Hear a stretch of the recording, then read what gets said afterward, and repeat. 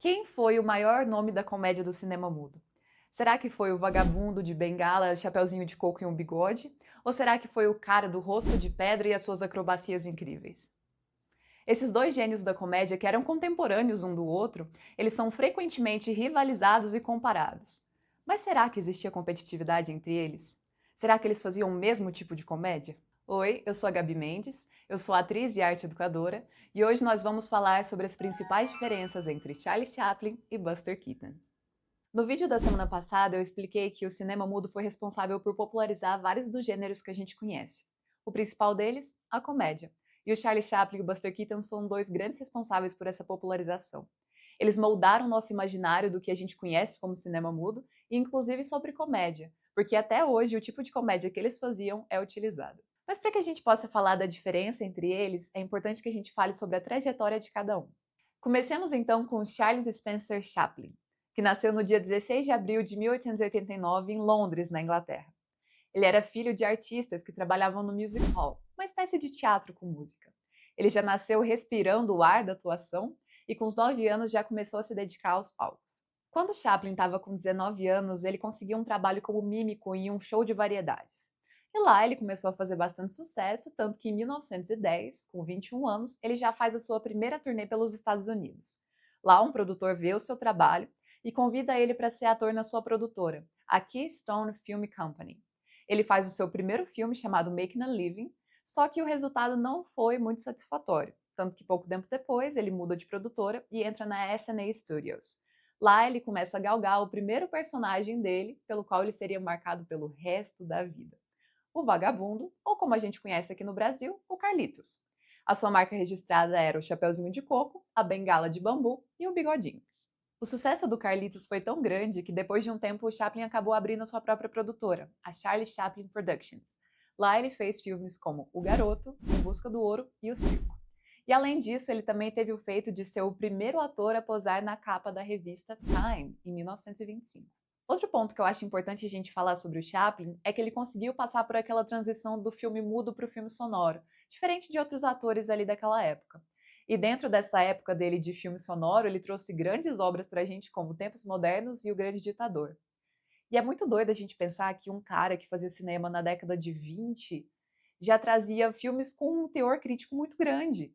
Tanto porque Tempos Modernos é uma baita crítica ao capitalismo, ao Fordismo, à forma com que os operários eram tratados e como eles ficavam. E O Grande Ditador é muito óbvio que é uma baita de uma crítica ao Hitler.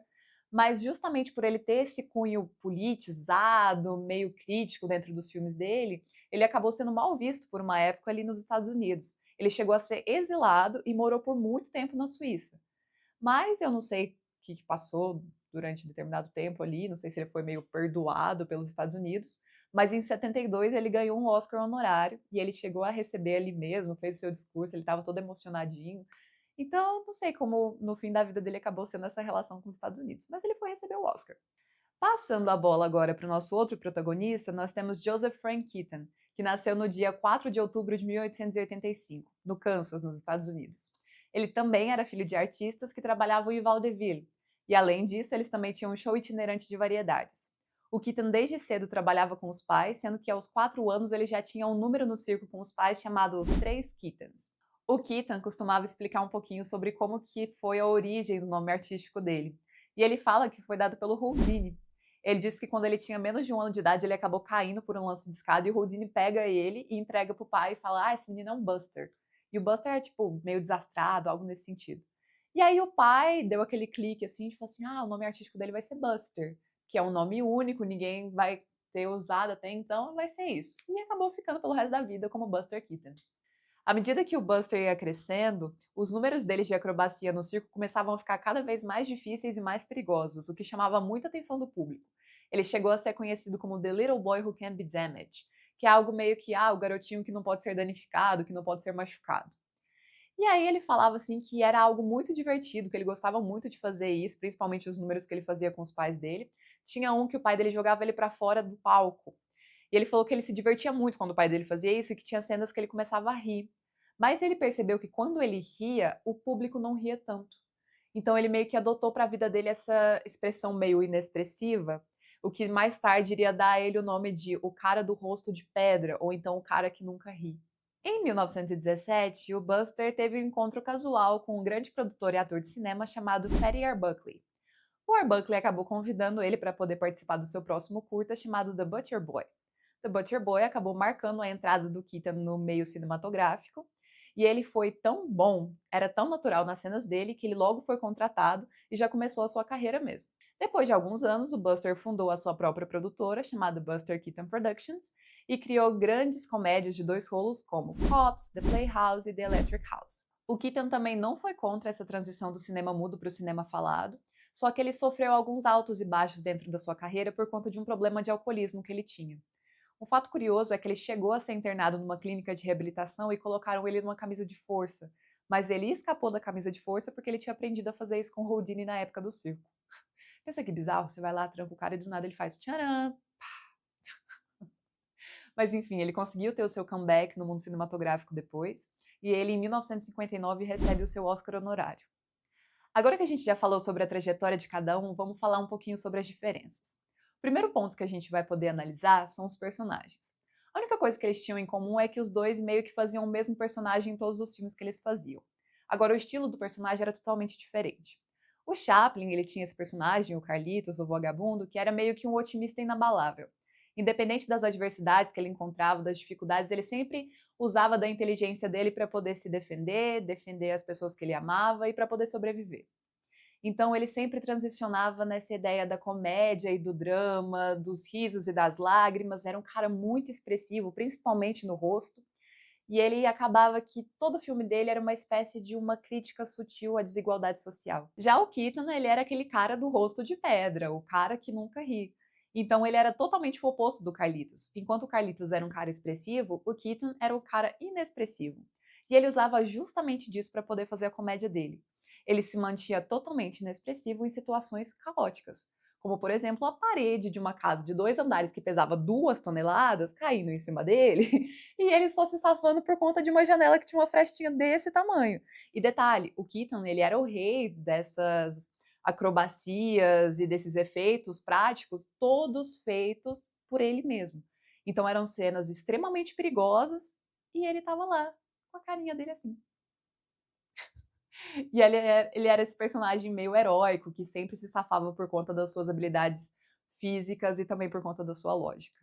Agora, falando um pouquinho sobre as ações e os truques, o Chaplin ele era o rei da pantomima e da dança.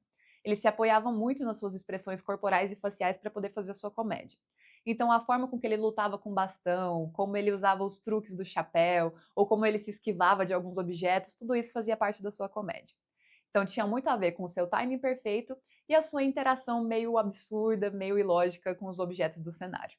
Já o Keaton é o nosso acrobata desde criança, é um engenheiro do movimento e era muito conhecido pelas suas cenas de ação. E era também conhecido por usar suas habilidades para criar cenas que pareciam desafiar as leis da física. Então a sua comédia tinha muito a ver com a ideia de que o personagem mantinha toda a sua calma nessas cenas caóticas.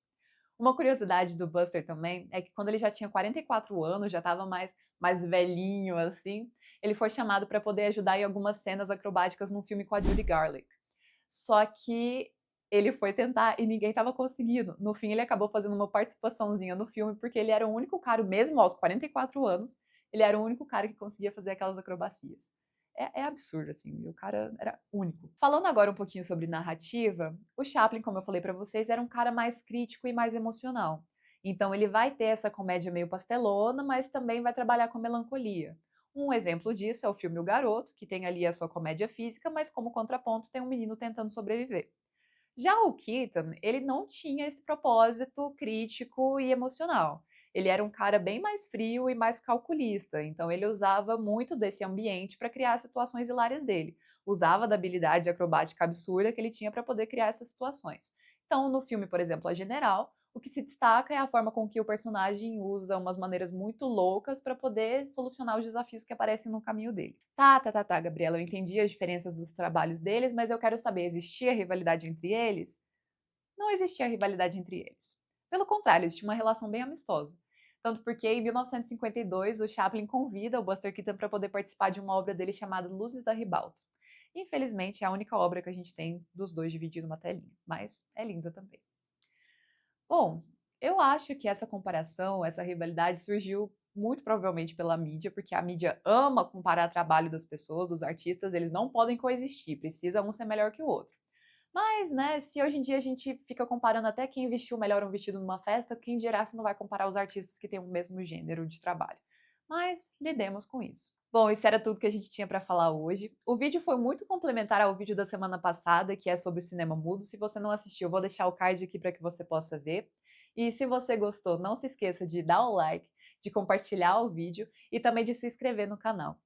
É isso, até a próxima!